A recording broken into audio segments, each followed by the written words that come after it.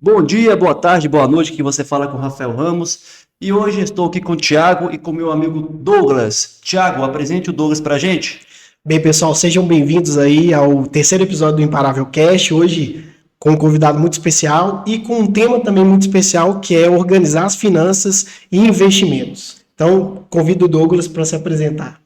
Valeu, pessoal. Obrigado, Rafael. Obrigado, Thiago, pelo convite aí, para a gente poder falar sobre esse tema tão importante, né? Que é finanças e investimentos, e que eu sei que todo mundo vai gostar e todo mundo precisa, né? Ótimo. Você que fala Já agora, Thiago. aproveitando também, se você não se inscreveu nas nossas plataformas, se inscreva para receber toda semana tem um podcast novo. A gente sempre traz um convidado com um conhecimento muito importante em busca desse processo nosso de evolução, de romper limites e se tornar, né, Rafael, verdadeiramente imparável. E outra coisa, eu esqueci de falar aqui, nós estamos no nosso terceiro episódio. Nós já lançamos o primeiro episódio com o Fernandinho, o Grande, com o Paulo Tenório, que será colocado no ar na semana que vem, que normalmente a gente está no espaço-tempo que está sendo gravado. Então, imagine que é tudo ao vivo, pessoal. Vamos agora passar uma pauta agora. Eu quero conhecer um pouco mais sobre o nosso convidado, sobre o Douglas. O Douglas, pessoal, para quem não sabe, ele trabalha com investimentos. Ele tem curso também de investimento, né, Douglas? Tem custo Ele tem no também. YouTube 40 mil pessoas, 40 mil usuários, sempre estão ouvindo e vendo o Douglas falando sobre investimento. Eu vi alguns vídeos, eu não conhecia ele.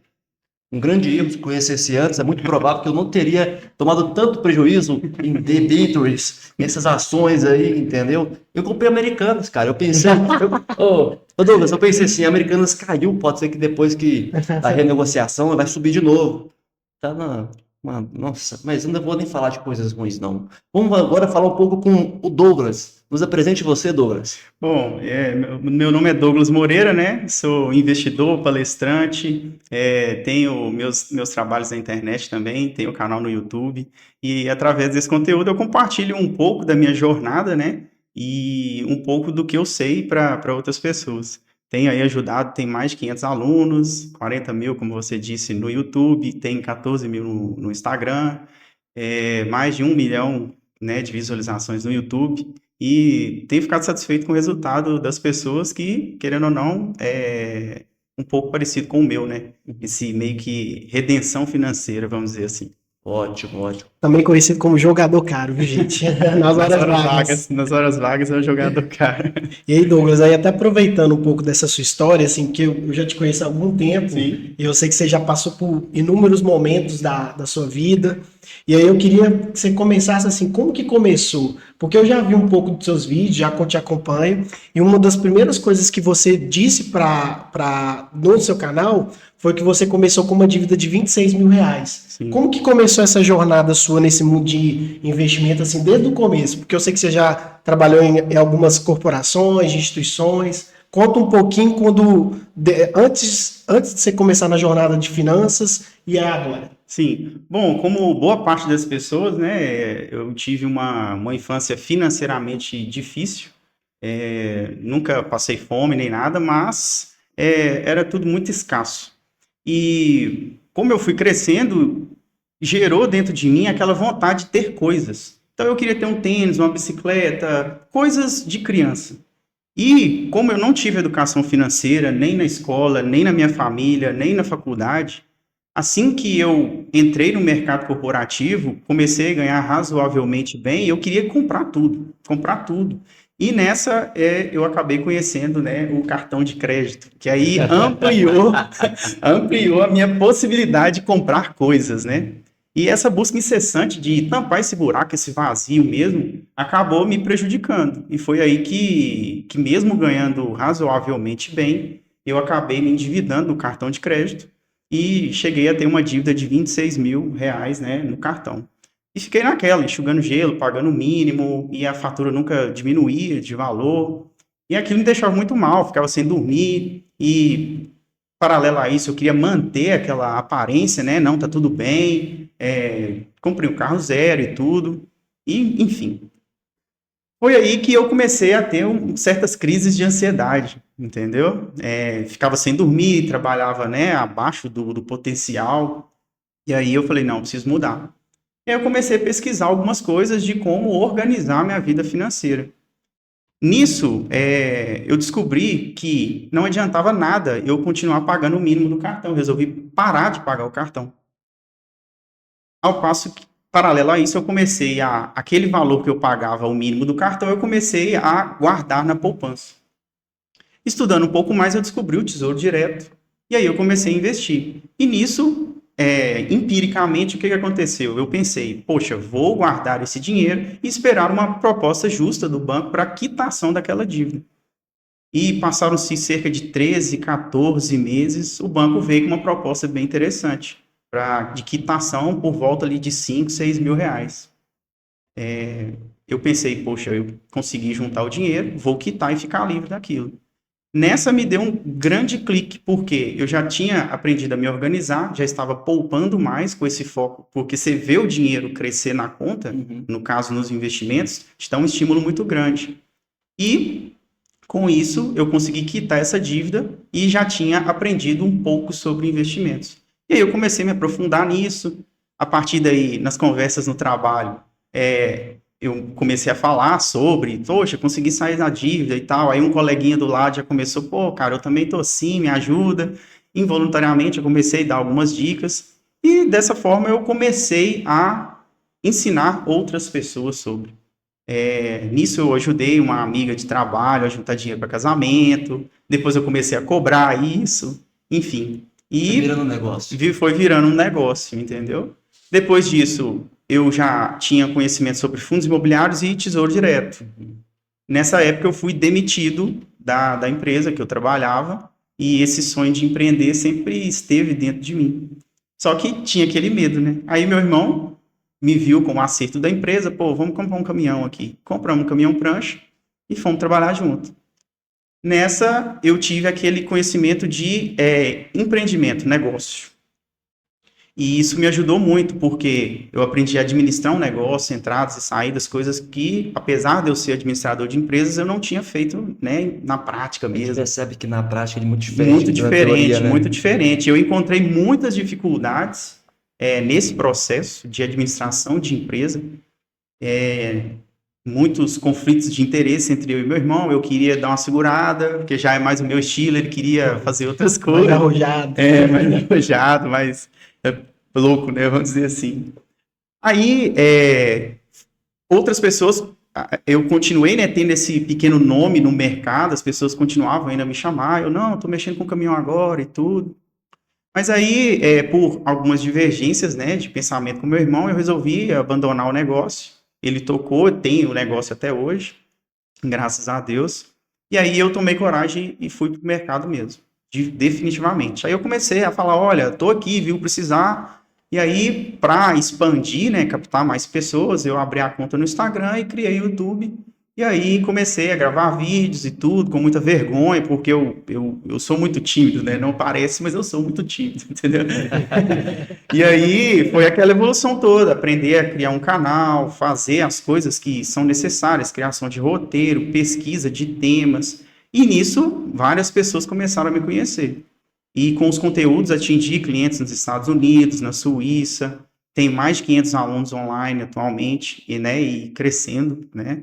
Também nas plataformas digitais, crescendo bastante. Ótimo. Eu tenho algumas perguntas aqui, mas, Thiago, eu estou pensando aqui, pessoal. Aqui no Brasil, me corrija se eu estiver errado, Douglas, menos de 5, 7% da população investe, né? Sim. É uma quantidade muito pequena de pessoas que investem, mas é porque não tem conhecimento. Exatamente. Então, Thiago, o que eu quero fazer aqui agora é um mini curso de como as pessoas podem começar a conhecer um pouco do mundo dos investimentos, o que é Tesouro Direto, Selic, sim. Tudo isso. Pode falar, Thiago. Eu só queria fazer uma pergunta antes de você entrar favor. nisso. Douglas, eu sei que você falou, poxa, eu deixei a minha dívida, então o seu nome ficou sujo. Isso eu acho que o brasileiro é um dos maiores traumas do brasileiro, é o nome na Serasa. Assim, pelo menos na minha família, minha mãe morria de medo de ter o nome sujo, e eu fui o primeiro filho da família a ter o nome sujo. E eu vi que não era um bicho de sete cabeças. Eu queria que você falasse um pouquinho mais. Antes, eu quero abrir uma parênteses aqui, ó, porque o meu amigo Thiago, ele dava palestras no Serasa, E para Nubank, né, Thiago? Com o nome sujo. Eu falei assim, nossa, como é que eu vou dar palestra com o meu nome sujo? Mas é isso mesmo, pessoal. É verdade, é Não, verdade. Essa é aqui, uma ó, história. não adianta, não adianta. Ter o nome sujo não é o problema. O problema é você não conseguir pagar suas dívidas. Mas eu não estou aqui para dar aula de finanças. O professor aqui é o É Douglas. lógico. Vai lá, Mas diga. pode falar, Douglas. Bom, nisso que o Tiago falou, tem muita verdade. A gente é ensinado, né, a questão da honestidade, o seu nome, tem que zelar pelo seu nome, e de fato é isso mesmo. Porém, não é um bicho de sete cabeças se você, em algum momento da vida, se endividar, passar por algum tipo de problema financeiro, isso é normal, acontece com todo mundo. A questão é, como o Rafael falou, é você não criar mecanismos, meios para poder sair daquela dívida e aprender com isso. Foi o que aconteceu comigo. Eu aprendi bastante, doeu pra caramba essa questão. Então, esse aprendizado foi muito importante. E deixar um pouco de lado essa questão de, eu vou pagar o mínimo do cartão para o meu nome não ficar sujo. Poxa, você está se prejudicando financeiramente. Primeiro você tem que se reeducar, gastar menos, entender aonde que está o problema e depois se preocupar com questões de, quitar, tirar o nome do SPC. Isso é normal. Sim. Isso é normal. Primeiramente, exemplo, você está devendo o Itaú, Sim. por exemplo. Desculpa, gente, vou citar nome de banco, não. Você deve algum banco aí, XXX. E se você está muito tempo com a dívida, a sua dívida é vendida para alguma cobradora, Sim. certo? Depois que sua dívida é vendida, começa as etapas de negociação.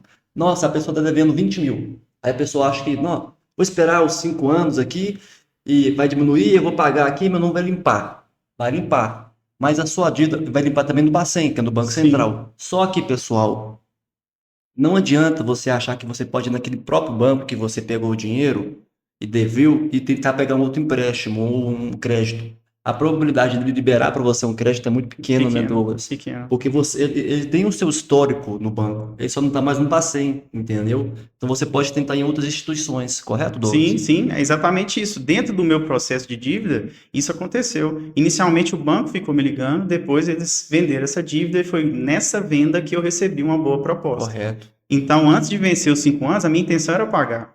Claro, não deixar de pagar. Porém, pagar dentro de um preço justo, porque nós sabemos que o juro no Brasil ele é abusivo. Abusivo. Então, para você ter uma ideia, o valor original da minha dívida era 3 mil, isso virou 26. Então, quando bateu 6, eu entendi que era justo, eu já tinha o dinheiro e paguei. Então, é criar mecanismos para você sair da dívida, mas antes você tem que organizar as finanças, entender, olhar para elas. Uma coisa muito importante, muitas pessoas têm problemas financeiros, mas tem quanto tempo você não olha o seu extrato do banco? Tem quanto tempo você não dá uma olhada ali na sua fatura de cartão de crédito? Para entender para onde que está indo o dinheiro. Ontem eu estava dando aula para uma moça e ela nunca tinha feito esse trabalho. É uma coisa simples, abrir a fatura do cartão, poxa, 70% desse valor total está indo para a Shopee. Então onde que está o problema? Não é nem financeiro, é comportamental. É isso aí. Então se ela muda essa questão, ela já vai ter um resultado. Pode ser que demore 1, 2, 3 meses, mas ela vai ter um resultado. Foi o que eu disse para ela. Olha, se você parar de comprar na Shopee, sua fatura vai diminuir, vai ter sobras de dinheiro do seu salário que você pode destinar para investir ou para quitar uma outra dívida que você tem. Simples assim. Então, é um simples hábito de olhar as finanças pelo menos uma vez na semana, pessoal. Pelo menos uma vez na semana, para você entender o seu comportamento financeiro. Simples assim, já é um grande pequeno passo. Perfeito. O Thiago, o Douglas abriu uma pauta muito interessante, que é a questão da filosofia e a psicologia humana em cima do dinheiro. Sim. Com certeza. A maioria das pessoas hoje vê o dinheiro como uma coisa ruim. Eu falo que eu sou de uma família bem tradicional de Minas Gerais, e a gente percebe que meu pai e minha mãe, a vida inteira, trabalhadores, CLTs, entendeu? Nunca tiveram uma perspectiva diferente. Por outro lado, já tinham tios e familiares empreendendo e me mostrando outro mundo sobre isso. E você percebe que uma grande parcela da população ela tem um repulso pelo dinheiro, entendeu? Eu vejo que essa é a primeira visão que você vai ter sobre investimentos. Que o dinheiro não é o problema, mas a forma que você vê-lo que é. Exatamente. Fala um pouco sobre isso, Douglas. Exatamente. A questão é, você não vai querer ter uma coisa que você odeia. Se você acha que dinheiro só se aquele cara que passou no carrão ali na rua, ele deve ter feito alguma coisa errada. Esse tipo de pensamento vai minar toda e qualquer possibilidade de você ter dinheiro no bolso. Você não vai querer andar com pessoas que você não admira. Você não vai querer ter coisas que você não admira. E com o dinheiro é da mesma forma. Se você não admira as possibilidades que o dinheiro dá, as coisas que o dinheiro pode fazer por você, os acessos que ele pode dar, você não vai querer ter isso na sua vida. É exatamente por isso que muitas pessoas recebem um salário, o que elas fazem? Sai correndo para pagar a conta. Isso. Entendeu? Inconscientemente, o que você está fazendo? Você está expurgando dinheiro da sua vida. Incomoda, Porque né? incomoda tanto que você quer tirar, pagar as contas. Nossa, você sente um alívio depois que você paga a conta. E não é bem assim. Você tem que estruturar sua vida financeira, desenhar, projetar coisas para usar o dinheiro como veículo para conseguir aquilo que você quer. Entendeu? Então, basicamente, esse tipo de comportamento mudou muito a minha vida. Porque antes, assim como eu disse, eu queria ganhar o dinheiro para sair comprando coisas. Só que eu não tinha uma vida estruturada. Eu estava apenas expurgando aquilo da minha vida. E a partir do momento que eu entendi esse mecanismo mental mesmo, que o dinheiro é bom, eu posso ter dinheiro, eu quero ter dinheiro, eu mereço ter dinheiro, que vai proporcionar um plano de saúde para minha mãe, sei lá, coisas para o meu pai, passeios com minha família, coisas que eu não recebi e que, graças a Deus, eu consigo hoje realizar, foi devido a essa mudança de mentalidade. Inclusive, eu tenho até uma pergunta, Douglas. Como que você vê essa parte comportamental na influência de ter dinheiro, né? Porque às vezes a gente fica assim, ganhar dinheiro, fazer dinheiro, sim. e hoje tem muita gente na internet também que fala de um jeito até um pouco fora da realidade. Como que foi seu processo assim, de ser reprogramado, de entender, não, peraí, o dinheiro é bom, porque às vezes a gente vem com uma carga ancestral, uma carga de familiares, de pessoas que também não tem uma relação muito boa com o dinheiro, ainda mais no nosso país. Como que você vê isso? Eu vejo que... Repete a pergunta, o final... Como que você vê essa parte comportamental influenciando em você? Como que você como você fez essa reprogramação? Sim. Eu comecei a ver coisas simples. Por exemplo, eu era cadastrado em várias... eu recebia muitos e-mails de oferta de coisas. Eu me cadastrava em vários mails, né, que chamam. Mails. Isso. Então, poxa, se eu não recebesse aquilo, será que eu iria ter esse impulso de comprar aquela coisa? Eu comecei a perceber também que muitas coisas que eu estava comprando era para preencher um vazio que eu tinha. Legal.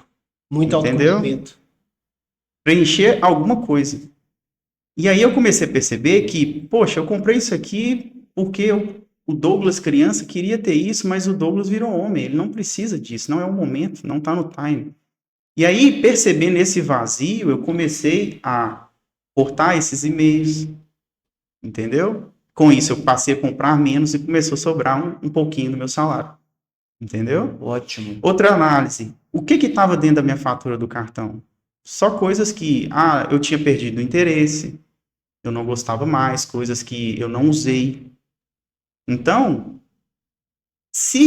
buscar se conhecer, entender, antes de comprar alguma coisa, por que eu estou comprando aquilo? Vai me satisfazer até que ponto? Vai matar essa sede mesmo ou não? Entendeu? É esse tipo de coisa, é esse tipo de análise pessoal que você tem que fazer. Abrindo um parênteses aqui, Douglas, o que o Douglas está falando é interessante, porque tem uma parte, pessoal, de um vídeo do Clóvis de Barros Filho. Para quem não vê, veja Clóvis de Barros Filho. Ele fala, quando ele fala dos três amores, ele fala sobre amor platônico, o amor ao desejo. Você deseja aquilo que você não tem. E tem uma frase muito bacana que eu lembrei que você está falando isso aí, que ele fala o seguinte: você nunca vai ouvir você nunca vai ver uma propaganda de um cartão de crédito falando assim: agora que você já comprou aquilo que você queria, pare de comprar, guarde o cartão de crédito. Não. Não. Você sempre vai querer comprar aquilo que você não tem. Hoje lançou o iPhone, ele até explica assim, eu lembro como fosse ontem, ele falando isso. Eu sou professor de faculdade e minha filha queria um um aparelho lá eletrônico X. E como ela mereceu, ela estudou, ela fez tudo, ela ganhou o eletrônico, ela ganhou o celular. Mas depois que ela ganhou o celular, ela já não queria mais aquele celular. Ela queria o celular Pro Max com 256, porque aquele outro já era antigo, ela já tinha, entendeu? Mas você percebe que tá tudo enraizado em você querer algo que você não tem ainda, entendeu? Ele fala, se depender do salário meu de professor, ela vai amar tudo aquilo que ela não tem.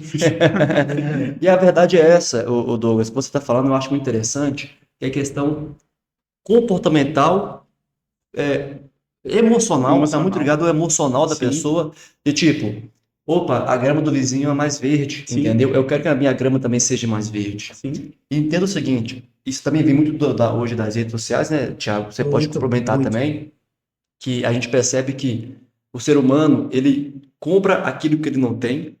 Você vê muitas pessoas que abrem uma empresa hoje e lançam aquele carro novo e você acha que ele está gerando muito dinheiro, um lucro líquido, só que, gente, uma coisa básica de qualquer empresa, faturamento bruto não tem nada a ver com faturamento líquido. Uma empresa pode faturar 1 milhão por mês e ter um custo de 1,5 milhão reais. Ele está devendo, entendeu? Então não caia nessas. Inclusive, golpes, né? Literalmente. Não é golpe, Thiago. Eu acho que é mais uma Mas eu manipulação uso- de ego, entendeu? Então, mas é porque, pô, até bom você ter falado isso, porque assim, eu no período que eu morei em Florianópolis, eu vi o tanto que é mentiroso certas coisas. Então, muitas coisas que a gente vê na internet não são de verdade. Muito influenciador realmente está jogando e manipulando essa questão emocional, essa questão de desejo do ser humano, que as pessoas estão usando isso já em prol delas. Então, é até um perigo, e até aproveitando para dar um toque aqui no Douglas, esse é o maior erro das pessoas, é esse autoconhecimento, essa falta de entender de si próprio Sim. antes de comprar. Exatamente. Como você é inundado de informação, de geração de desejo via redes sociais, e muito do que está do lado de lá é mentira, se você não se conhecer, você cai nisso como um peixinho, entendeu? Então, poxa, quantos anúncios você recebe por dia num telefone? Se você não se conhece e não tem ali um objetivo, uma meta bem clara e definida, facilmente você vai ser desviado do caminho. E é aí que muitas vezes, se você tem um limite alto no cartão, você vai se endividar e depois, meu Deus, o que eu estou fazendo aqui? O que eu fiz na minha vida? Boa parte dos meus alunos de mentoria tem esse tipo de problema. Eu costumo dizer que a questão financeira é apenas um reflexo de algum comportamento errado que ele tem tido nos últimos tempos, entendeu? A maioria esmagadora das vezes é isso. É exatamente isso. A pessoa não sabe o que ela quer, ela tá ali meio perdida, às vezes ela tem um bom salário, poxa, eu ganho X mil reais por mês, não é possível que eu não consiga comprar tal coisa, não consigo comprar essa bolsa, esse sapato, esse celular de última geração. Só que é isso que vai te levar para onde você quer chegar de fato? Então, se conhecer para sim receber anúncios e saber como lidar com eles é muito importante. Tiago, uma coisa que o Douglas falou que eu acho interessante é quando você cria um norte, por exemplo, o Douglas, você falou, poder dar um plano de saúde bom para sua mãe, Sim, viajar com seu pai, com sua mãe, isso, pessoal, é algo que vai te trazer norte, vai te gerar para onde você vai querer ir financeiramente. Por exemplo, aquela frase que está naquele filme lá no livro do Alice no País das Maravilhas, que o gato fala com a menina. Se você não sabe para onde você quer ir, qualquer caminho serve. sim, E quando você está perdido, a primeira coisa que você se perde é no financeiro. exatamente. Porque, igual você falou, você compra tudo porque você quer sempre estar preenchendo o vazio que não existe. Você quer pertencer a um grupo Isso. e tal. E uma coisa, você falando isso, por exemplo, coisa pessoal minha no ano passado, eu falei assim, eu vou fazer uma reforma na casa dos meus pais, eu sei que vou gastar X valores, entendeu? Aí você já começa a analisar e fala assim, opa, peraí, o X valores dobrou. Igual minha namorada falou, Rafael, minha família fez obra. Se você achou que você vai gastar isso aqui, ó, você vai gastar isso aqui, entendeu? E isso também faz com que o ser humano se perca também na parte financeira, entendeu? E ter, gente, um Douglas na sua vida te auxilia muito, porque vocês, em uma hora ou outra, vão acontecer divergências e situações que a gente não está preparado, né, Douglas? Claro. E nesse momento, o que você daria de conselho, de consultoria para essas pessoas, igual como eu passei nessa visão técnica mesmo, de ter um valor X para fazer um tipo de reforma, de negócio, e teve que gastar Y e não sabe o que fazer. O que Sim. você falaria Olha, para essa uma pessoa? coisa básica, assim, no início de algum período da sua vida, seja no início do ano, dá uma refletida sobre coisas que você começa a identificar que vai precisar fazer. Por exemplo, no meu caso, esse ano eu preciso retocar a pintura da minha casa. Eu não vou fazer isso hoje, amanhã, depois de amanhã. Só que já está na minha lista de prioridades. E aí eu coloco um peso naquele tipo de item. Ah, eu tenho que comprar uma mochila, reformar a casa. Você vai colocar pesos nisso. Porque tem coisas que são mais prioritárias do que outras. Beleza. Depois disso, você vai para a fase de orçamento. Quanto que vai ficar? Por quê? Às vezes uma coisa que tem um peso menor, ele é muito mais caro. Então, você pode fazer esse balanço. Às vezes, é melhor você...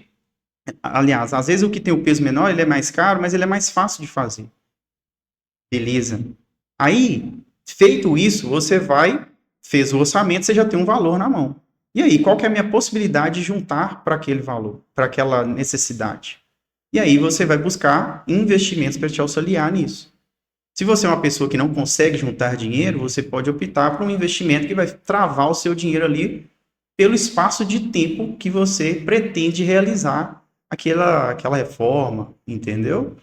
Porque não dá para ter tudo no tempo que a gente quer. Então, às vezes, se você esperar 6 meses, 3 meses, você já levanta um bom valor que não vai comprometer suas finanças e que vai possibilitar que você realize aquilo que você quer. Então, antes mesmo do dinheiro, faz a lista de itens, coloque um peso, né, prioridades, faz o orçamento financeiro e escolha ali alguns investimentos seguros e que vão te possibilitar fazer aquilo que você quer. Ótimo. Tiago?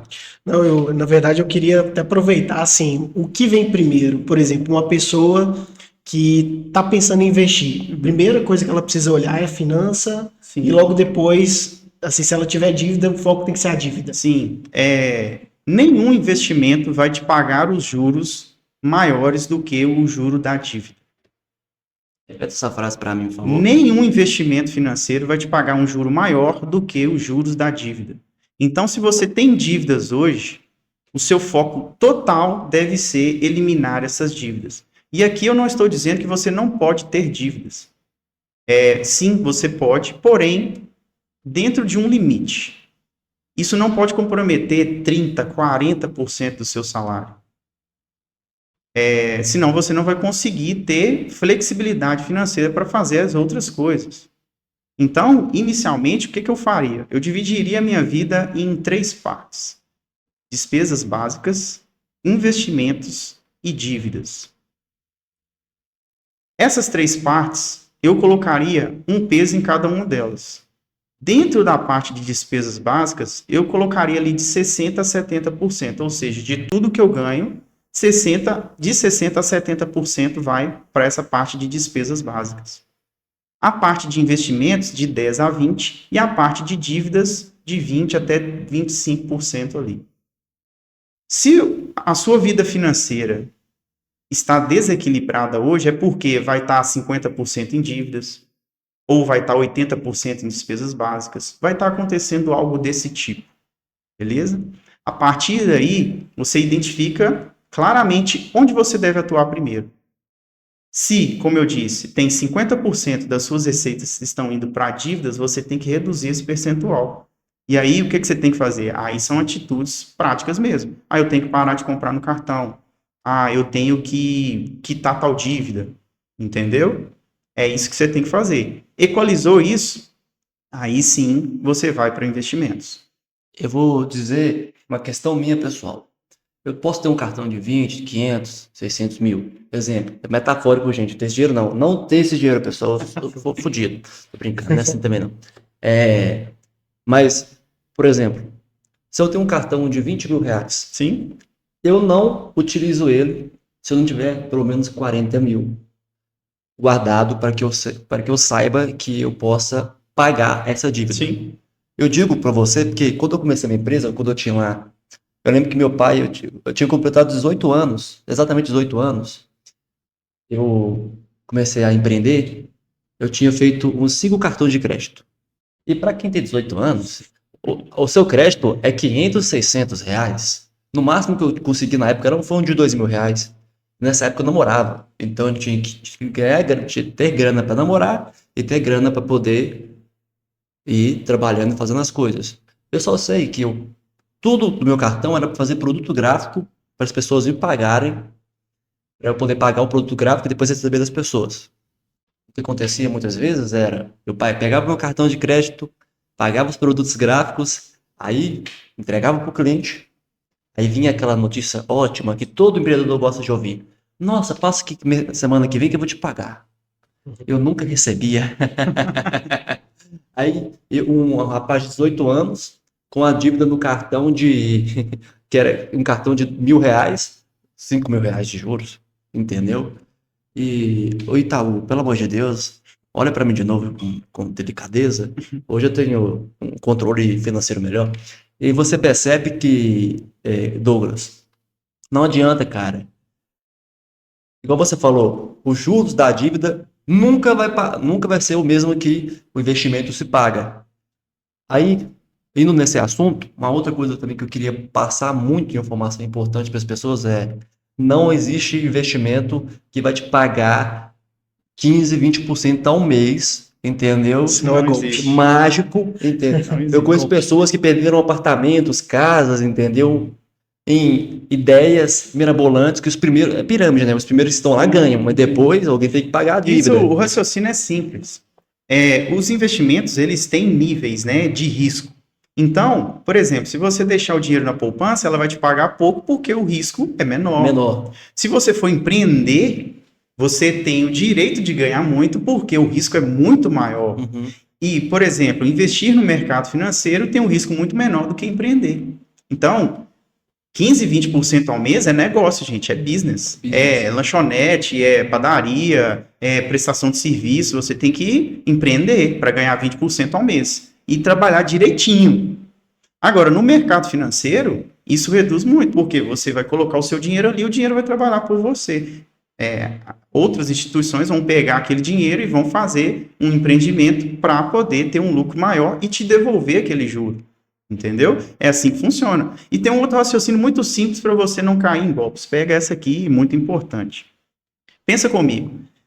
Para um investimento me pagar 15% ao mês, quanto que na outra ponta esse empreendimento tem que estar gerando para ele me pagar 15% ao mês? Se você pensar assim, você vai ver que tem que ser muita grana. Muita grana. Muita grana. Então muita. tem que ser 200%, porque ele tem os custos, naturalmente teria, né, em tese, custos operacionais, como o Rafael falou, ia ter que ter a receita líquida para desse líquido te pagar um juro de 15%. Gente, isso aqui é só para todos os empreendedores, todo mundo que quer abrir um negócio. Estuda em markup. Markup. Precificação de produto e serviço. Entenda o que é custo fixo, o que é custo variável, o que é despesa, o que é margem de lucro, entendeu? O que é margem de contribuição. Tudo isso é extremamente importante. O seu capital de giro, entendeu? O que é equity value. Ponto de equilíbrio. Ponto de equilíbrio, porque isso é importantíssimo demais. Muitos empreendedores, eu falo que eu tenho uma agência de marketing e depois de alguns anos, Douglas, eu tive que começar a estudar muito sobre finanças e gestão financeira. Sim. Tanto que eu me formei em gestão financeira, atuo também em algumas empresas fazendo a gestão financeira junto com os empresários. Muitos têm conhecimento, mas o Elon Musk, vou falar dele de novo, ele tem uma frase muito bacana. Empreender, ainda mais no Brasil, com o imposto altíssimo que a gente paga hoje, é como mastigar vidro. Mas o Elon Musk falou isso do Brasil ou não? Não, ele falou isso, mas ele falou isso, ele como empreendedor. Ele falou entendeu? lá e aplicável Não, aqui. mas é verdade, em qualquer lugar do mundo. Empreender em qualquer lugar do mundo é difícil. Empreender não é fácil, Não é fácil. entendeu? Não é fácil.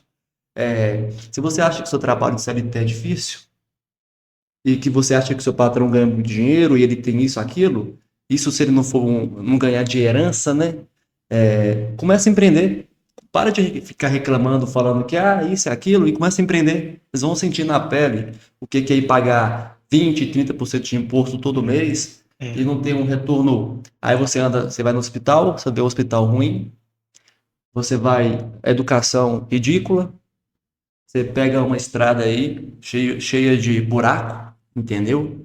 E puxando essa pauta agora governamental, do Estado, público, Douglas, eu tenho uma pergunta muito interessante, porque nesse início do ano, no ano passado, o nosso ministro da Fazenda, que eu não vou citar nome, eu não tenho nenhuma ideologia política, eu nem posso nem ter, na verdade, eu não gosto disso, ele queria taxar o Pix.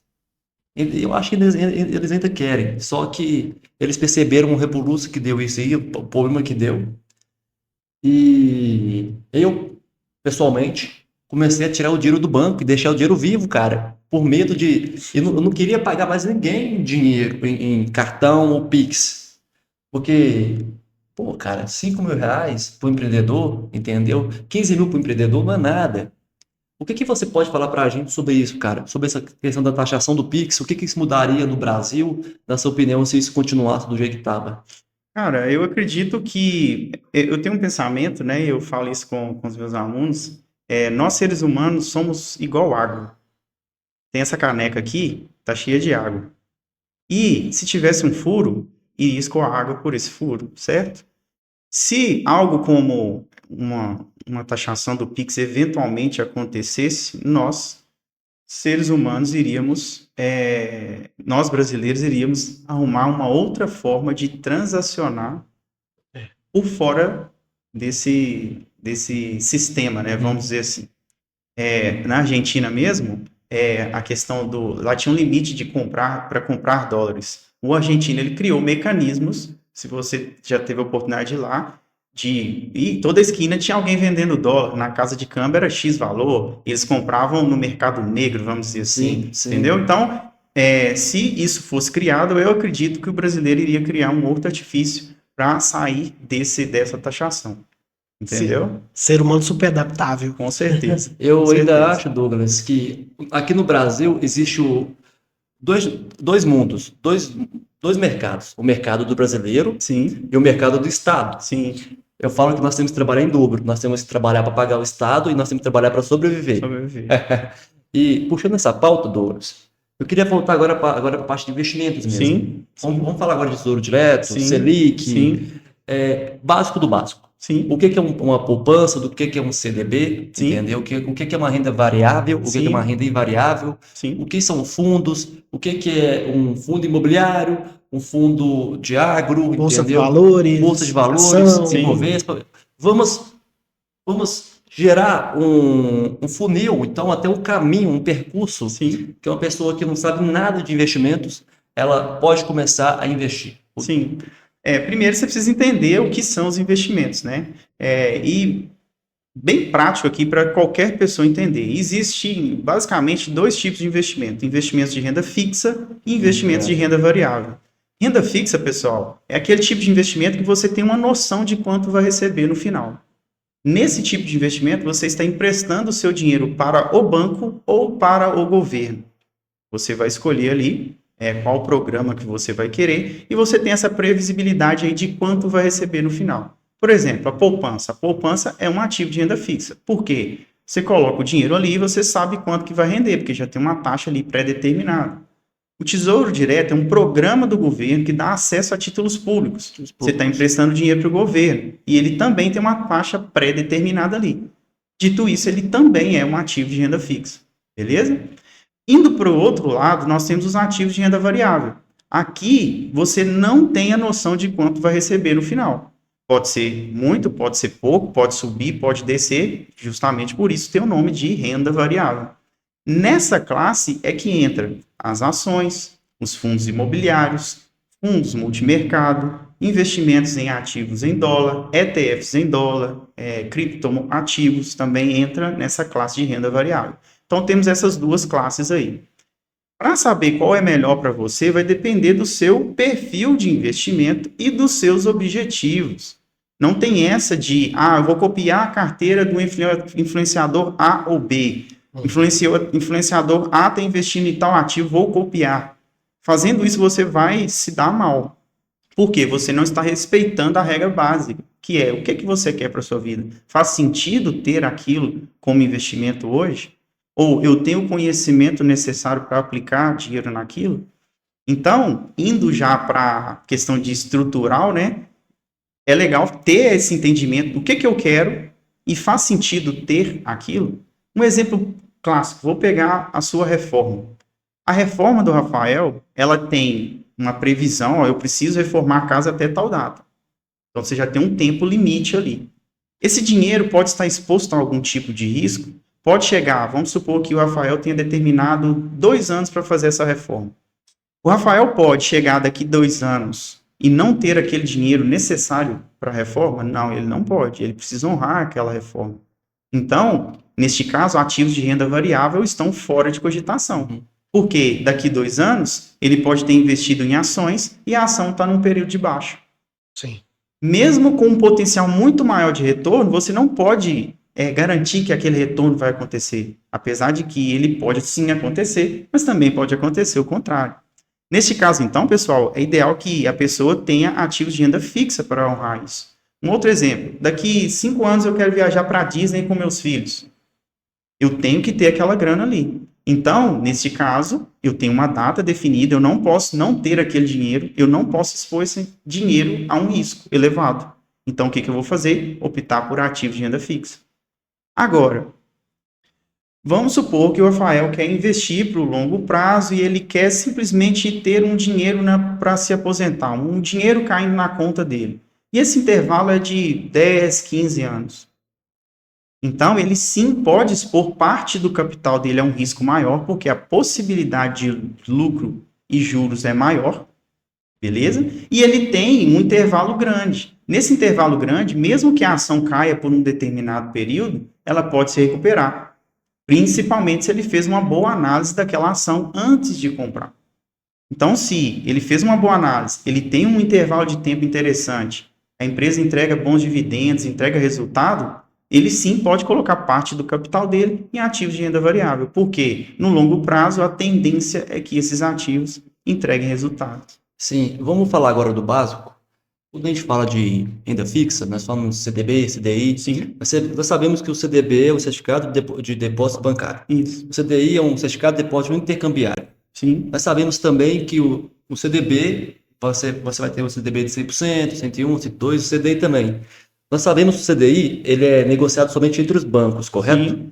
E o CDB olha, eu vou comprar aqui, olha, aqui tem um CDB do Banco Inter que está pagando 102% do CDI. E nós sabemos também que a XP, você é um novo cliente da XP, eu estou fazendo propaganda para essas empresas, mas é um exemplo, viu, gente? Da mesma maneira que eu amo a XP, eu odeio ela também, viu? Então não entra nessa, não. Mas como exemplo eu vou te dar 150% de CDI com limite de R$25 mil para que você possa colocar o seu dinheiro lá, entendeu? Aí você fica 6 meses tendo uma taxa, que quando a gente fala CDB, nós falamos 100% do valor da taxa Selic, correto? Sim. Entendeu? Hoje a taxa Selic está na faixa de 13,25%. E para quem não sabe o que é a taxa Selic... Se você quiser explicar, Douglas, eu não quero explicar porque eu não estou aqui para ser o professor. Taxa Selic é a nossa taxa básica de juros. Ela guia todos os juros na economia brasileira. Ela é determinada de 45 em 45 dias pelo Banco Central. Banco Central. Então, ela é um artifício para se controlar a inflação e, a partir do momento que ela é determinada, ela afeta diretamente ativos de renda fixa.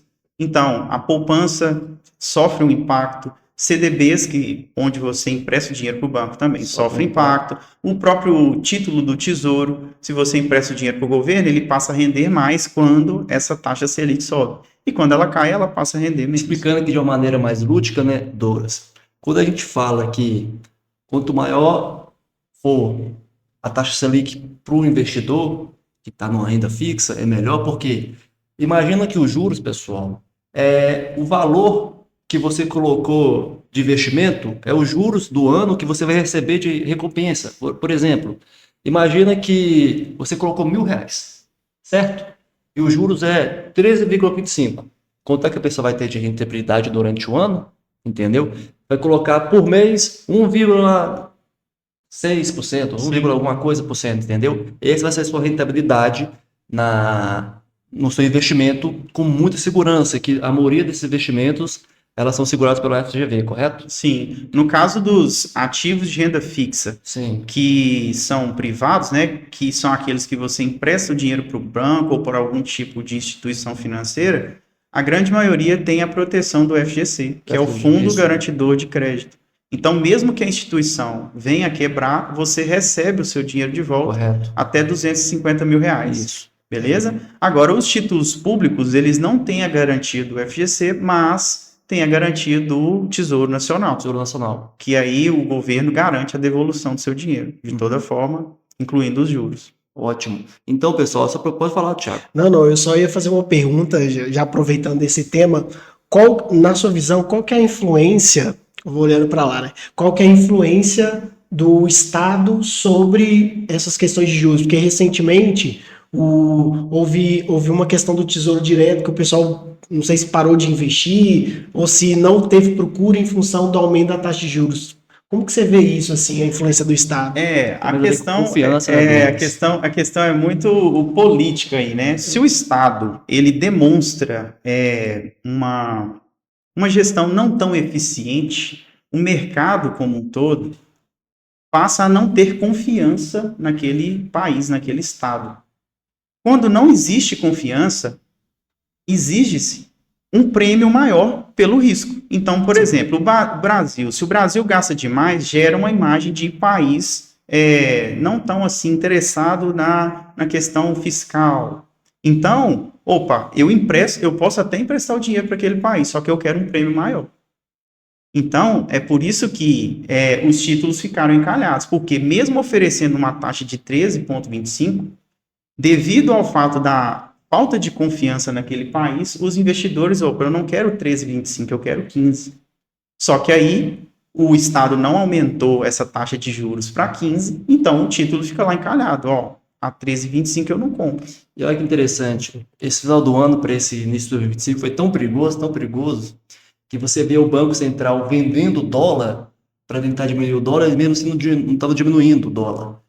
Você vê eles aumentando a taxa Selic para ver se o dólar diminuía também e para ver se a inflação diminuía, mesmo aumentando a taxa Selic, que é uma ação que nós temos para controlar a inflação, artifício, não estava funcionando, entendeu? Gente, isso aqui não é política, é raciocínio lógico. Quando o nosso presidente atual, ele ficou doente, o dólar baixou, entendeu? O nível de confiança que o Brasil está passando hoje, gente, nós tivemos muitos problemas com o petrolão, com o petróleo, inúmeros problemas de corrupção e várias outras coisas. E muitos investidores da Petrobras, nos anos passados, tomaram muito prejuízo, porque não recebeu aquilo que foi investido, entendeu? E, por exemplo, imagina que a taxa hoje dos Estados Unidos está baixa, entendeu? As pessoas vão trazer o dinheiro para cá, porque eles sabem que o dinheiro dela vai estar rendendo mais aqui no Brasil. E com a taxa de 13,25, era para ter muitos investidores aqui, né, Douglas? Sim. Entendeu? Mas é uma balança, né? Uma balança. Porque para a economia se desenvolver, o ideal é que a taxa de juros esteja mais baixa. Baixa, correto. Porque é simples, o raciocínio é simples. Se eu quero abrir uma loja de roupas, eu tenho a ideia, a vontade, mas eu não tenho capital. Se eu for no banco e pegar esse dinheiro para montar a minha loja a 13,25, vai ficar muito mais caro do que se o juro estivesse a 6. A 6. Imagina que o juro está a 6. Eu vou pegar o empréstimo, vou fazer as minhas vendas e eu vou pagar fornecedor. O fornecedor vai ter fornecedores e aí a economia gira. Vai girar. Quando a taxa de juros está alta, acontece o contrário. As pessoas têm aversão a pegar esse crédito eu não vou abrir minha loja, eu não vou pagar fornecedores, o fornecedor não vai contratar pessoas, e aí a economia dá uma O mercado não arrefecida. gira. O mercado não gira. Então, apesar de, para quem investe, né, em renda fixa, ter juros altos é bom, o ideal é que exista um equilíbrio nisso. E esse equilíbrio só vem da demonstração do Estado de que ele está fazendo um movimento fiscal interessante, gastando menos. O que o Douglas falou agora é tão interessante, tá, a questão do equilíbrio, porque não adianta nada você estar recebendo 13,25 por ano de inflação, vamos falar de juros, sendo que a nossa moeda não tem valor. Tudo que quando você chega hoje e vai comprar, por exemplo, um café, no ano passado você comprava um café por R$ 15, hoje o valor dobrou, entendeu? E quando você coloca dobrar o valor, é um aumento de 100%. O que você teve de aumento pela taxa de juros foi no máximo 13,75. Isso tirando, depois você tem que tirar o imposto de renda ainda, né, Douglas? Sim. Aí quando você vai ver, o dinheiro no Brasil, ele não rende, entendeu? E eu tô falando disso, Douglas, pra gente abrir uma outra pauta, então nós vamos agora para ETFs e também sobre alguns investimentos fora do Brasil, Sim. entendeu? Vamos pegar um pedacinho daquela questão do IOF, vamos pegar também um pedaço de como investir fora do Brasil. Sim. Quais são os bancos como você acha que uma pessoa deveria começar a investir, entendeu? Sim. Eu vi uma frase até do Massula que ele falou o seguinte, não sei se você estava com a gente na mesa do bar, Thiago, Tava lá. que ele falou assim, o dólar vale o valor que você vale pagar por ele hoje. Se você comprou ele valendo R$2, ele vale R$2. Se você comprou por 6, você tem que pagar 6, porque ele vale 6, entendeu? Porque é uma moeda muito segura de você investir. Muito mais seguro. O real não tem essa segurança. Sim. Então explica um pouco, Douglas. Uma pessoa que tem um dinheiro aí em real, que está no máximo no CDB, não tem nem nenhum fundo com vencimento, nem Sim. nada, ele quer começar a investir fora do país. Qual é o procedimento? Como ele pode fazer isso? Ó, a primeira coisa, a pessoa que tem um dinheiro ou que pretende até investir, ideal é que ela divida esse capital em partes. E uma parte dele, inevitavelmente, tem que estar investido em moeda forte. E o dólar, sem dúvida, é uma moeda muito mais forte, é uma moeda mundial e é muito mais forte do que o nosso real brasileiro. Para que isso, gente? Para você criar uma coisa que chama diversificação geográfica. Se o Brasil, Deus livre e guarde, vira uma Argentina ou uma Venezuela, você ter capital em dólar pode salvar você e sua família. Como é uma moeda mundial, você pode morar no Uruguai tranquilamente e ter os seus dólares lá. Você pode morar em Portugal e ter os seus dólares lá. Então, essa questão é muito importante. Qual que é o passo a passo? A primeira coisa, você tem que ter um acesso a uma conta internacional em dólar. Existem várias contas hoje disponíveis no mercado, mas as que eu acho mais simples para quem está começando, Banco Inter ou Nomad. Essas duas são bem interessantes, fáceis de mexer. Depois disso, o que você faz? Você vai fazer um Pix para essa conta internacional em dólar. Lá, você vai fazer a troca de real por dólar. Esse processo é chamado câmbio. Então, você vai fazer o câmbio de real para dólar. Nesse momento, você vai pagar um imposto, que é o IOF, e vai pagar uma taxa de serviço para a instituição que você escolher, que é chamada de spread. Aí que entra a questão de você pesquisar, porque cada instituição vai cobrar uma taxa diferente. Em média, aí, as instituições estão cobrando 1,1% nessa transação. Feito isso, você simplesmente trocou real por dólar. A partir daí, você tem a opção de deixar esse dinheiro parado na conta ali, que é uma coisa que eu não recomendo, ou investir esse dinheiro em dólar, em moeda forte. Porque, além de você já proteger o seu dinheiro, porque trocou real por dólar, você vai ganhar juros em outro país. E aí tem vários investimentos que você pode utilizar para isso. Porém, o mais simples, para mim, é o ETF. E aí vão ter ETFs de vários tipos. Para quem não sabe, o que é um ETF? ETF é um fundo de investimento que replica um índice de mercado. Esses índices são variados. Pode ser commodity, ouro, prata, criptomoedas, pode ser ações, ações que pagam dividendos, ações de crescimento. Então, por exemplo, se você investe em um ETF que tem um lastro no ouro, toda e qualquer oscilação do ouro vai refletir naquele ETF. Então, se o ouro subiu, o seu ETF vai subir também. Ele só replica essa performance. E isso acaba gerando juros para o investidor. Ótimo. Falando do ETF, você falou sobre commodity. Uhum. Commodity, para quem não sabe, são... Sim, são itens de fácil acesso, que é fácil você encontrar na natureza, vamos dizer assim. Então, temos feijão, soja, petróleo, milho. tudo. E normalmente o valor dado está muito vinculado ao Banco Central, porque tem um padrão. Existe também um monopólio disso também, que a gente trabalha em cima disso, porque os commodities, eles normalmente eles vinculam muito a questão do IPCA, Sim. entendeu? Exemplo, inflação, IPCA, desculpa, eu não estou lembrando a sigla certinho, índice de preços sobre o consumidor amplo. Isso, é isso mesmo. É o que é, pessoal? Nada mais, nada menos do que a inflação, entendeu? O IPCA vai falar assim, olha, esse ano nós tivemos IPCA de 4,5%. Isso teve um aumento, entendeu? Em cima de tudo aquilo que você comprou no ano anterior. Então, o IPCA está muito ligado a isso, pessoal. E tem o GPM também, que é mais ligado à parte imobiliária, entendeu? De aluguéis, de valores de imóveis. Mas vamos lá. A gente está falando de commodity, você está falando dos ETFs. Eu sei que no Banco Inter, eu também investi muito também pelo Banco Inter, nós temos a Nasdaq, que é como se fosse aqui o Ibovespa nosso, Sim. entendeu? Onde você pode investir em ações, em empresas que estão na Bolsa de Valores dos Estados Unidos, entendeu? Por muito tempo, eu investi muito na Tesla, Sim. do Elon Musk. Eu vi sempre ela oscilando muito, entendeu? E quando a gente fala de ações variáveis, você tem que ter duas coisas, pessoal. Paciência e persistência. Sim. Porque se você não tiver isso, você se ferra. E muitas vezes eu não tive, entendeu? E eu tenho um grande problema, Douglas, que eu gosto muito de dar um de trade também às vezes, Sim, entendeu? Mas não é aquele trade que fica olhando o gráfico todo dia.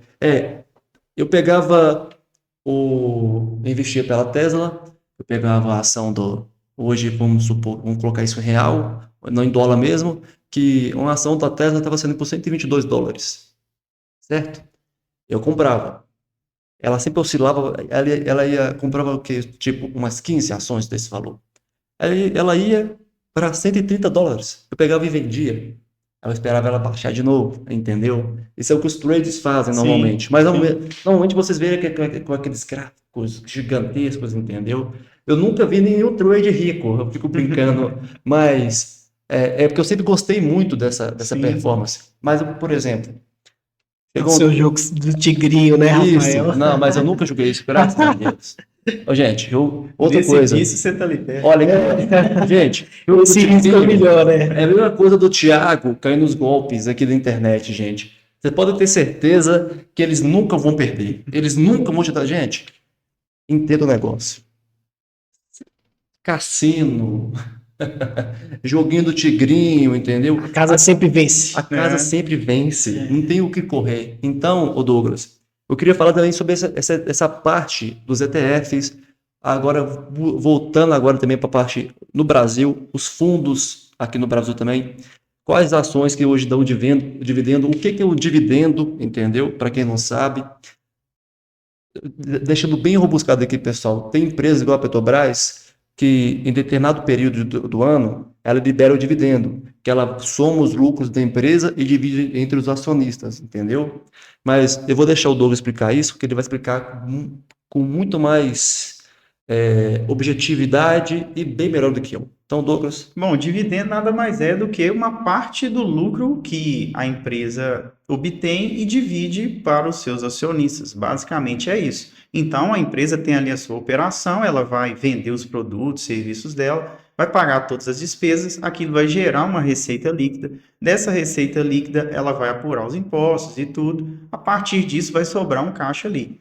Com esse caixa, ela pode reinvestir na própria operação para ela crescer, de aumentar de tamanho, ou pode distribuir isso para os acionistas. Isso acontece com ações, e aí cada empresa tem a sua política de distribuição, pode ser mensalmente, trimestralmente, semestralmente, anualmente, vai depender da empresa em si.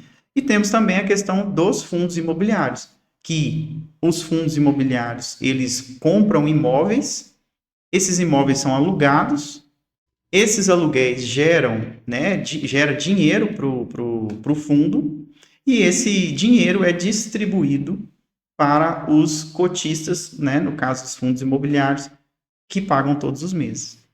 Eu vou até aproveitar e puxar uma pergunta, que aí a gente está seguindo, a gente fugiu um pouco desse assunto, né? Esse assunto é muito importante, até para as pessoas poderem entender investimento, mas dando prosseguimento ao nosso podcast, eu queria te perguntar assim, sobre hábitos financeiros. O que acontece hoje? Eu, inclusive, já vivenciei de algumas empresas do mundo financeiro que ele já monitora os hábitos das pessoas. Então, por exemplo, eu sempre falo que o dinheiro deixa rastros, né? Sim. Então, uma pessoa que está emocionalmente triste num dia, ela talvez vai gastar no Shopee, vai gastar numa loja para ocupar o espaço lá o vazio.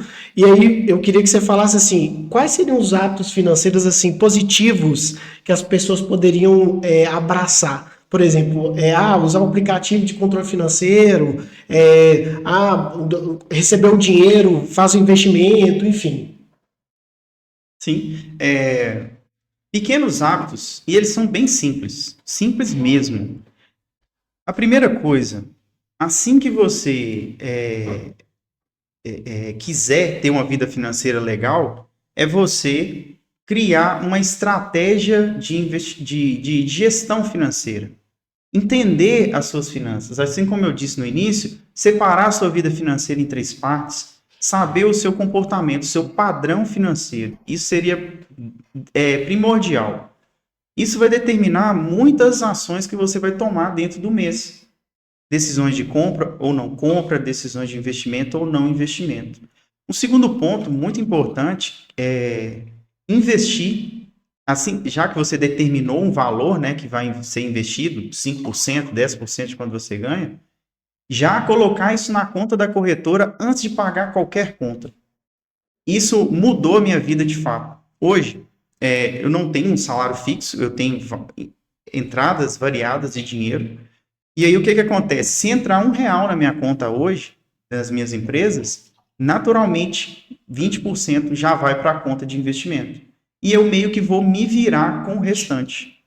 Isso é um passo a passo simples que ajuda bastante, é um hábito muito simples, mas que ajuda bastante para que você tenha, de fato, sempre tenha dinheiro para ou investir ou promover algo que você queira. Então, assim, esses 2 hábitos, assim, para mim, são os primordiais. Criar uma estratégia, um desenho financeiro seu, e assim que cair um dinheiro na conta, já investir. Caiu o dinheiro, tira 20% e já 20%, coloca alguma coisa. o que você puder, 10%, 20%, R$50, R$10, não importa. Comece com algum valor.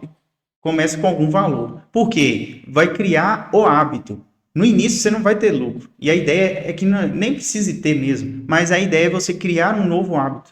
E se você fizer isso sempre, você vai ter recursos para conseguir fazer os investimentos que são necessários. Você coloca um drive na sua cabeça todo dia. Recebeu o dinheiro, recebeu o dinheiro, já joga, não. E aí você começa... Eu também comecei a fazer esse hábito, realmente ele é muito eficiente, e você já começa a pensar assim, já sou investidor. Já é investidor. Tipo assim, não tem mais dívida, começa a colocar 50, 100 reais, 200, o que você tiver de valor dentro dessas opções, e aí você já começa a colocar na sua cabeça, eu sou investidor. Sou investidor. Que aí você aos poucos, você já cria um padrão, né? Um terceiro hábito aí importante seria de olhar as finanças uma vez por semana. Ótimo. Olhar as finanças uma vez por semana. Gente, não tem como uma árvore crescer sem você regar ela, uma plantinha crescer sem você regar ela. E regar a plantinha nas finanças é olhar a conta do banco ali, o extrato. Poxa, eu gastei quanto com combustível? Ah, a fatura do cartão tem o que ali dentro? Olha, hoje é dia 15 do mês, a fatura fecha dia 30, eu já gastei X com supermercado, X com combustível, X com saídas, lazer, enfim. Isso vai mostrar, é o famoso, o olho do dono é que engorda o boi. Eu ia falar isso agora. Se você olha todo dia, se você olha toda semana, você já começa a identificar padrões, começa a identificar coisas que você pode fazer para melhorar e ter uma saúde financeira de fato. Ótimo. Ô, Thiago, eu queria puxar só Claro, não. Eu uma. tenho uma pergunta, depois eu faço da Não, mas a sua. minha pergunta é, mudando um pouco do assunto, é sobre a parte de criptomoedas. Sim. Você fala um pouco sobre ela ou não? Você não gosta muito Sim, dessa área? eu invisto em Bitcoin já tem 2 anos e meio. Eu era muito cético com o programa. Eu Bitcoin. pensei que você ia falar assim, tipo, 2012, foi assim, ó. Não. Eu sempre fui muito cético em relação a criptomoedas no geral e continuo sendo. Para mim, só existe Bitcoin, as outras 99% é certo. é Bitcoin. Bitcoin. As outras são até chamadas de Peraí. shitcoin. Ô, gente, eu tô criando uma moeda Shitcoins. chamada Imparável Cash, tá bom? Se vocês quiserem entrarem lá, tem blockchain, tem tudo envolvido, tá bom? O banco chama Rafael Ramos, a conta é... Tô brincando, gente. Pode continuar. As outras eu não acredito nos modelos, mas Bitcoin eu passei a duras penas a acreditar bastante.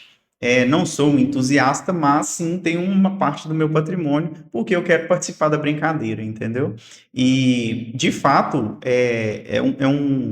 existe uma possibilidade grande de aumento, mas tem que ter estômago, tem que já ter investido em outras coisas para você entender o mercado em si. Por quê? Se a pessoa nunca investiu ou tem dinheiro na poupança, não adianta ela querer achar que vai ganhar dinheiro em Bitcoin, porque não é assim que funciona.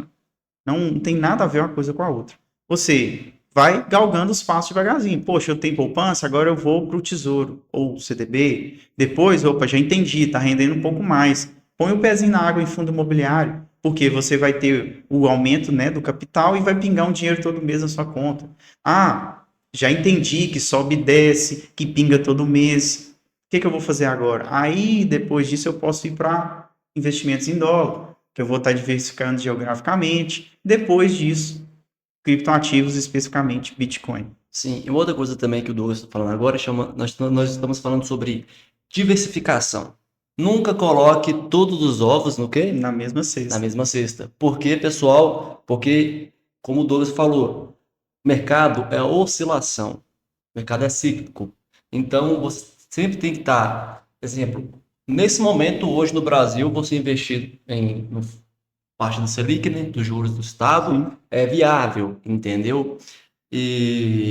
Mas deixa o Douglas explicar mais sobre isso. Douglas, sobre a diversificação, o que você tem para falar para a gente? Olha, a diversificação é a separação do seu capital investido em classes de ativos diferentes. Isso vai variar muito, como eu disse, do objetivo e do perfil da pessoa. E é muito importante que se faça essa diversificação, porque ela vai te proteger dos movimentos de ciclos de mercado. Um exemplo clássico que está acontecendo nesse momento. Como a renda fixa está rendendo bem por causa da taxa Selic mais alta, ativos de renda variável no Brasil estão rendendo menos. Ou ficaram menos interessantes. Por quê? O que o investidor pensa? Para que eu vou arriscar colocar o meu patrimônio em ações, sendo que eu vou ganhar 13% sem risco nenhum na renda fixa?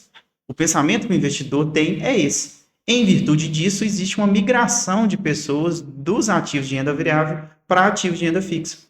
E, como existe mais venda do que compra, os ativos caem.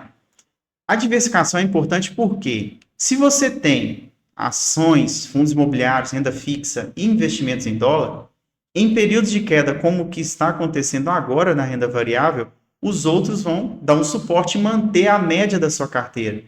É exatamente isso que está acontecendo com a minha carteira e com a carteira dos meus alunos.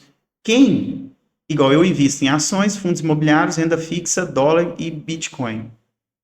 Como fundos imobiliários estão em queda nesse momento, uma queda bem expressiva até, em contrapartida, os meus investimentos em dólar estão rendendo muito bem. E isso mantém uma média da minha carteira.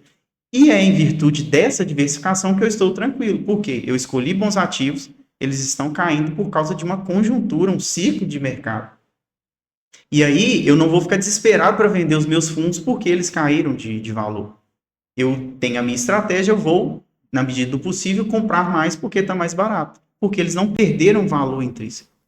Eles simplesmente estão vivendo um ciclo de mercado em virtude de várias coisas. Aqui, eu vou fazer um merchan para o Douglas agora, mas um merchan importante. Gente, eu como investidor, invisto já há alguns anos, a pior coisa que tem hoje no mundo de investimento é vários gurus de investimento falando na sua orelha o que você tem que fazer, o que você é isso, é aquilo. Você investe em dólar, o dólar vai cair. Você investe em ações e a ação vai cair. Você tem que fazer isso, tem que fazer aquilo. No final, pessoal, você tem que ter duas coisas: paciência e persistência e ter um bom consultor de investimento. E o Douglas é um cara tão gentil que ao invés de cobrar vocês, a maioria das vezes, ele tem conteúdos gratuitos dentro do YouTube, que é o YouTube Douglas Moreira. Douglas Moreira, ajuste suas finanças. Então, pessoal, peguem e vejam o YouTube do Douglas. Vocês vão ter um telecurso. Você já viu aqueles telecursos 2000? É isso, pessoal, entendeu? Então, Douglas, abrindo pauta sobre isso, uma coisa que eu observo muito é que na internet você vai ouvir o tempo todo pessoas falando: nossa, agora, exemplo, eu estava investindo, voltando à questão do Tesla, pela Nasdaq. Não, mas a Tesla vai quebrar porque veio aquela BOD agora, a BOD vai crescer muito e vai quebrar a Tesla. E a Tesla, eu tinha comprado a Tesla por, eu acho que foi $182. E a minha ação do Tesla chegou na faixa de 90 e poucos, até alguma coisa assim. O que eu fiz? Fui lá e vendi. Aí, Nossa. passou-se 4 dias. A Tesla subiu pra caramba, entendeu? E eu deixei de ganhar muito dinheiro. Sim, Muito dinheiro. Por quê? Porque eu fiquei ouvindo notícias. sim. E hoje as notícias não falam muito da realidade, da verdade do dia a dia. O que você tem a falar para as pessoas sobre essas questões de mercado, de notícias o tempo todo? Bom, hoje, o que acontece? Boa parte desses portais de notícia e boa parte portais de notícia e influenciadores são patrocinados. Uhum. Muitos dos portais de notícias de investimento são propriedade de corretoras. E como que a corretora ganha dinheiro? Através das movimentações. Se você colocar o seu dinheiro na corretora e não movimentar, e investir e não movimentar, a corretora não ganha dinheiro. Uhum. Agora, quando sai uma notícia, essa notícia gera um sentimento em quem está vendo. Vai fazer igual o Rafael, vai vender ou vai comprar, e isso gerou um movimento. É nesse movimento que a corretora ganha dinheiro. Não existe almoço grátis, pessoal. Não é à toa que, abra sua conta na corretora, é de graça. De fato, é de graça. Boa parte dos serviços ali, você não vai pagar nada. Porém, eles têm que ganhar dinheiro de alguma forma. E a forma que eles têm de ganhar dinheiro é gerando movimento no mercado. Então, quando você vê, tal ação vai cair, às vezes eles já geraram se posicionaram sabendo que muitas pessoas vão gerar um movimento e esse movimento já é tendencioso, entendeu? Então tem que ter esse cuidado na hora de ficar pautando as suas decisões financeiras na base da notícia. É bom você ver fundamento. A empresa que eu pretendo investir tem fundamento, o fundo imobiliário tem fundamento, o ETF tem fundamento, faz sentido para mim. Faz sentido para o meu objetivo, para o meu perfil? Se sim, vá em frente. Se não, fica tranquilo. Tome outra decisão. Agora, você não pode nem deve pautar decisões financeiras em cima de notícia. Você vai perder dinheiro com certeza. Chamado ignorância seletiva, Tim Ferriss. Você tem que ignorar boa parte dessas notícias, exatamente. Porque hoje em dia a maioria das coisas são enviesadas. E aí eu queria aproveitar já na retinha final do nosso podcast aqui, Douglas. Foi uma conversa incrivelmente poderosa. Acho que a gente vai ter que chamar o Douglas outras vezes aqui. Tem muito conteúdo para falar com ele ainda. Muita coisa. E aí, eu queria te fazer a pergunta tradicional que a gente sempre faz no podcast, que é um livro que para você te tornou imparável nas finanças, um hábito essencial e uma filosofia de vida. Um livro seria Essencialismo. Ele não diretamente fala de finanças, mas fala muito de comportamento. E como eu disse no início, o resultado que você vai ter nas finanças é reflexo de um comportamento. Então, o essencialismo, a questão de simplificar as coisas me ajudou muito, entendeu? Agora, de finanças especificamente, o Psicologia Financeira, que está um pouco dentro também, né? É bem interessante. A outra pergunta é... Hábito essencial e filosofia de vida. Hábito essencial é aquele de ter a sua estratégia de finanças e investir cada real que entra na sua conta, um percentual de cada real que entra na sua conta. Faz muita diferença. E filosofia de vida? Filosofia de vida é só começa. Se você quer investir, começa. Se você quer empreender, começa. Não fica pensando demais. Cria ali um plano simples, para começar um canal no YouTube. Daqui um mês eu preciso do quê? XYZ e parte para a ação. É o que vai, de fato, gerar resultado. Ficar pensando demais, esperando um momento ideal, isso aí não existe. Vamos agora puxar algumas dicas, que eu sempre quero. Claro, Eu fica queria bem à fazer vontade. isso, não adianta. Vou fazer dicas, eu queria te dar opções de você escolher, certo? Hoje eu quero abrir uma conta para começar a investir. Qual banco eu abriria, na sua visão? Na minha visão, o Banco Inter, porque tem tudo num lugar só. Você consegue investir no Brasil e no exterior. Uma ação. Uma ação, VEG. VEG. VEG. VEG? A VEG. O que é a VEG? A VEG é uma empresa que ela faz motores elétricos, tintas automotivas, tintas especiais. Tem planta no Brasil e no exterior, é uma empresa sensacional. Por que você acha que ela vai crescer nos próximos anos? Porque ela gera resultado, é organizada, é uma empresa bem consolidada no Brasil, renomada É também. de Florianópolis, eu de acho. Floripa. Ai, Tá vendo? E um fundo, Fundo imobiliário, MXRF11. ótimo, ele dá um dividendo mensal? Ele paga um dividendo mensal e a cota dele é muito acessível, ali por Nossa, volta de anota aí, 9, gente. 10 reais. Uma Não é recomendação de investimento, viu, pessoal? Não é tem que recomendação. procurar, tem que procurar o Douglas. Vamos passar para um outro mercado dolarizado. Sim. Em que banco eu abriria? Como eu utilizaria? O próprio Banco Inter te dá acesso a esse tipo de investimento. Se você quiser uma outra opção, tem a Nomad, também é bem interessante. Um ETF?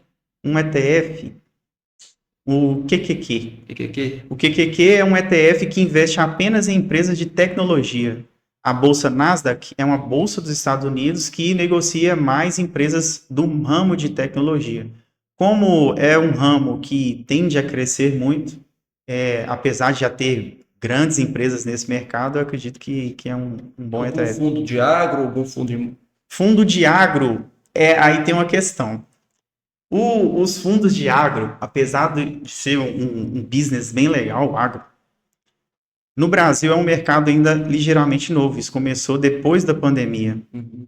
Para investir, eu gosto e prefiro que os ativos tenham um lastro maior. Uhum. Só para você ter uma ideia, os fundos de agro, nem por uma crise assim eles passaram. Então, não tem um lastro para a gente conseguir averiguar os fundamentos, como que ele performou na pandemia. Não tem, começou depois. Então, eu nem tenho nenhum assim para... Vamos falar de títulos públicos. Títulos públicos.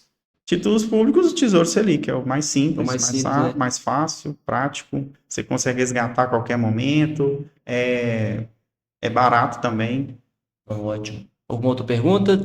Não, só agradecer mesmo, Douglas. A gente, se ficar, a gente vai ficar 2 horas. Eu acho que vai ter um momento agora do Douglas falar das redes sociais, do canal do YouTube dele, para que quem quiser aprofundar, tem horas e horas de conteúdo lá, né, Douglas? Então, só te agradecer e dizer, fica à vontade aí para falar sobre seus negócios, onde o pessoal pode te encontrar, rede social. Sim. Pessoal, vocês me encontram no YouTube, no canal Ajuste Suas Finanças, tá? No Instagram com o mesmo nome, Ajuste Suas Finanças. No canal tem vídeo toda segunda e quinta-feira, tá? São 2 vídeos por semana. Tem muito conteúdo lá, então se você quiser se aprofundar em investimentos em ações, fundos imobiliários, renda fixa, tem muita coisa bacana lá. No Instagram é um contato mais próximo que a gente tem. Eu consigo responder caixinhas de perguntas. Então, se tem alguma pergunta que ficou no ar aqui, pode mandar no direct lá que eu respondo tranquilamente, tá? Os meus trabalhos, eu tenho a mentoria, né? A mentoria individual, onde eu vou pegar o seu caso, eu vou montar junto com você a sua estratégia de investimento. Se você está com dívidas, a gente dá um passinho para trás, conserta isso e faz um plano financeiro de fato para você. E tem os meus cursos online, que tem os links todos disponíveis lá no Instagram e no YouTube também. Então, pessoal, todo mundo que está nos assistindo, muito obrigado mais uma vez. Esse é o 3º episódio Nós esperamos muito que o Douglas venha mais, fale mais um pouco sobre o mercado, porque o mercado ele oscila muito e sempre tem uma novidade boa para a gente aí discutir. Pessoal, nós agradecemos muito a presença de todos nesse podcast. Finalizamos o terceiro podcast com muita alegria, com muito aprendizado. Esperamos que vocês também tenham aprendido bastante. Muito obrigado e até a próxima. Valeu, pessoal. Valeu!